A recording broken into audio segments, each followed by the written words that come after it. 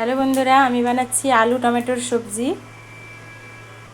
এই দেখুন, জিরে আর শুকনো লঙ্কা, এরপরে টমেটোটা দিয়ে দিলাম, টমেটোর উপরে নুনটা দিয়ে দিলাম, এরকম একটু নাড়িয়ে চাড়িয়ে এখানে আমি হলুদ গুঁড়ো, লঙ্কার গুঁড়ো আর জিরের গুঁড়ো নিয়ে এর মধ্যে একটু জল দিয়ে দিলাম।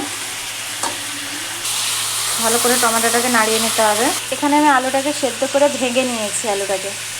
এই দেখুন, টমেটোটা যখন এরকম হবে তখনই আমি এই জলটা দিয়ে দেবো, মশলার জলটা দিয়ে ভালো করে টমেটোটাকে কষাবো।